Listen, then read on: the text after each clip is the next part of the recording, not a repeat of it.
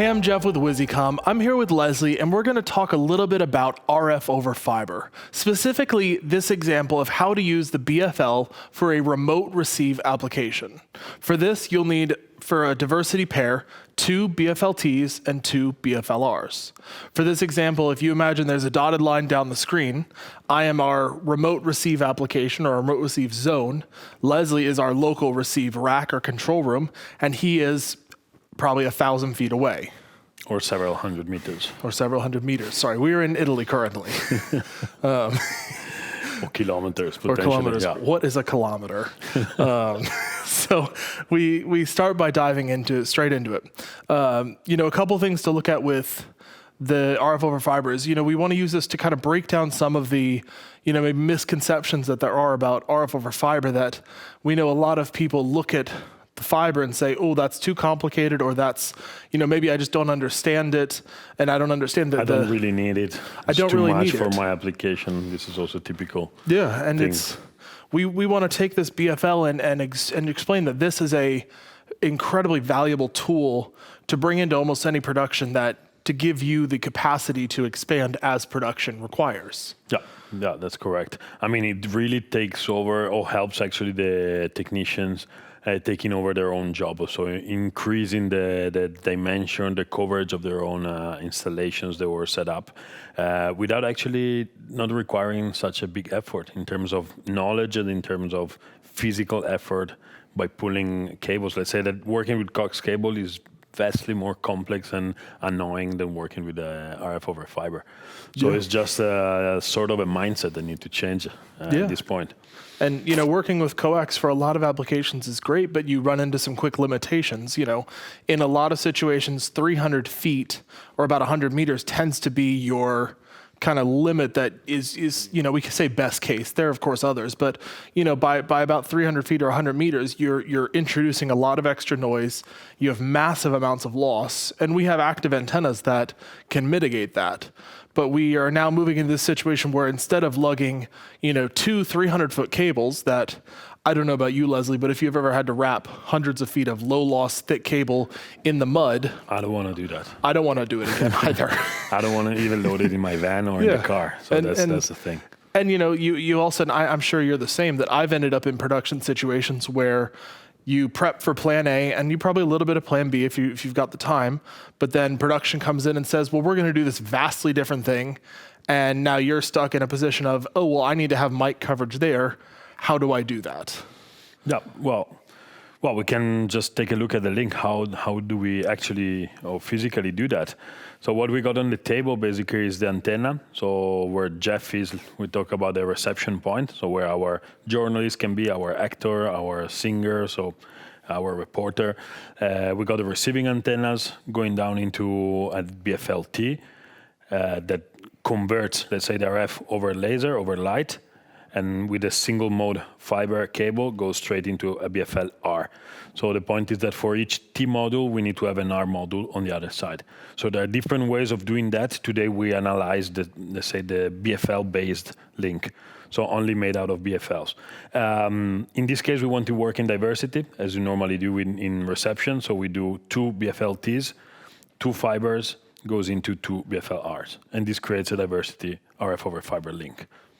Yeah, and this lets you, so if we get into some of the real specifics on this, right now you'll see we have an LFA, and you can use this with an active antenna or a passive, and it's any UHF system within the range of your filters. Because one of the important things that, we get into talking about with transmit over fiber, and in this case, we're mic receives, so it's receiving RF, transmitting it into the laser, receiving the laser.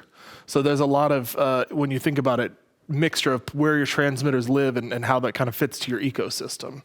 But we can take this, and with a recently updated app, you can pair to your BFLs now. So you'll see we have our BFLT, and I want to use an LFA. So all I've got to do is go in and power in a menu, into settings, and where it says boost, I click the boost on. You see it happens immediately in the app, and the LFA lights up and comes to life. This gives you a lot of versatility for managing additional filters, as well as a lot more granular gain control on each antenna. Yeah, because you don't know how much cable length you will have after the BFL to reach the antenna, or after the antenna to reach the BFL. So sometimes a passive antenna with its own dBi gain is more than enough to compensate the cable length. Sometimes you might have 50 meters of cable or maybe 70 meters of cable from the BFL to the actual position of the antenna. So in that case, it might be useful to have an active one. And another thing that we haven't mentioned yet, but is very important, is how to set up these BFLTs. They have two different ways of functionality, let's say. One is IFB mode, which is technically or typically used for IFB IM applications. The other one is ANT, antenna mode. So be sure that when you're working in reception, like in this kind of diversity mode, every single unit has to be selected in ANT mode. Yeah, so you'll make sure for this, it's an antenna mode, and the receiver that is in antenna mode. We'll go into another video about using it in IFB mode for a single carrier. But for now, you'll see it in antenna mode. You could do this in the app or on the device itself. And using the app is nice for when the BFL is perhaps in a box or on a pole, or in a place where it is hard to get to. So with that, you'll also see in that same settings menu where you get to the mode is a filter setting. And this is a very similar filter to what we have on the LFAs and BFAs and ADFAs. But there are kind of a few very important things to kind of keep in mind when running fiber. What we would always say, the first of which is always clean your fiber. If you feel like you've done it today, do it one more time, use the proper tools, 100%. Click it, and we'll tell you as working in support is, I'd probably safely say 90 to 95% of the issues or problems that people have using RF over fiber tend to be misdiagnosed that it is almost always dirt on the fiber, whether it's actual dirt you can see or just the oils from your fingers. Yeah, that's true. That's touching the tips. And you clean the connector on the BFL, clean the fiber connector cable, and 90% of your problems should dissolve. No, that's true. As you said, it's very easy to misdiagnose these kind of problems. And also because I must say that now we're talking about the fiber and there are a few settings and certain things, but once you set your system, is a very plug and play device. So pretty much even when it comes to the point of troubleshooting, what's going on in the units, as you said, 95% of the time is just a clean or dirty fiber or maybe a bended fiber, so not a good cable. The rest is pretty much, the moment you plug it, you got the bridge created for your RF, and the RF will just pass through very easily and very smoothly. The second thing that we kind of suggest as you look at fiber systems is we talk about what are the conceptions or misconceptions you should think about in a fiber system is your overall level going into your fiber. What can happen is, as we talk about in transmit is, you can bring the information from a receive site or an IFV, however application you're using it. You can bring the frequency information, but you can't bring the power. So what happens is to make sure you're not sending too much RF level into the transmit laser, because it'll overload the laser and it will create, if you look at it on an analyzer, many intermods and noise and everything will be going crazy on your receiver. Yeah. I mean, the pretty much fiber has to follow the same rules that regular RF has to follow. I mean, never saturate your input stages, never put too much RF power onto your receiving antennas. So antenna positioning is always very important. It's not that fiber takes away or let you do anything that you want. There are certain rules that's still there. Just what it makes is just increase massively the distances and the potentialities of your own setup. Yeah, and the last thing we look at on the transmit side before we look at the very easy side of receive is managing your filter sets. Because in RF over fiber, and it's very similar to just RF over coaxial, is you want to filter in your range. So if you don't need a bunch of VHF, 170 to 470, or high-end frequencies, you bring down your filter. So you bring in as little information as is required. And that helps keep the signal very clean, helps your receivers as well when you're using a remote zone. And that's applicable to fiber or coax. Absolutely. And this is especially nowadays, since the RF world is becoming more and more complex, as we all know, filtering is mandatory. I mean, because working wideband now is not just a unique thing of Visicom. I would say working wideband is a word that you keep on hearing more often. but it's what makes the real difference when working in wideband, and also giving the possibility of controlling your own RF environment. So giving you filter stages and very reliable components and gears.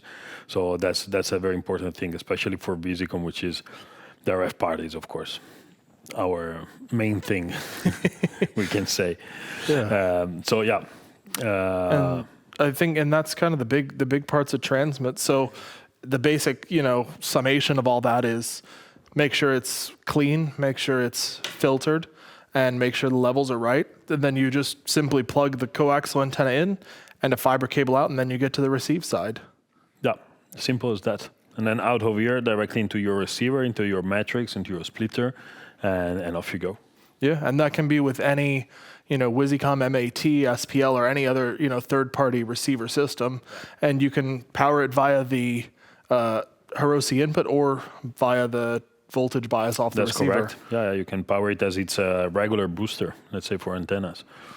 Absolutely. I think at this point is a great backup plan also to have, because compared to what we used to have in the past, like rack-mounted units, this is a very much more easy to carry around and much more easy to install unit that can be taken out at the last minute if you discover that, or if they ask you to implement your distance or increase your distance of coverage. Yeah, and for almost the same cost of having, 2 300-foot low loss coaxial cables, you can have, in your van or your truck, whatever it is, 1,000-foot reel of, tactical fiber, which is just multi-strand, and at a moment's notice, deploy a receive zone, and if your application requires some IFBs or IEMs as well, at a moment's notice, and the whole point is a very easy expansion of your microphone system. Yeah, that was what everybody was asking for. A lot of people was asking for. Me too. Yeah. Well, yeah, never a moment where I don't need RF over fiber. But and if there's any questions you have on this, any applications that you might want us to help you kind of walk through and explain, we'd love to help. Just send us an email to support@wisicom.com.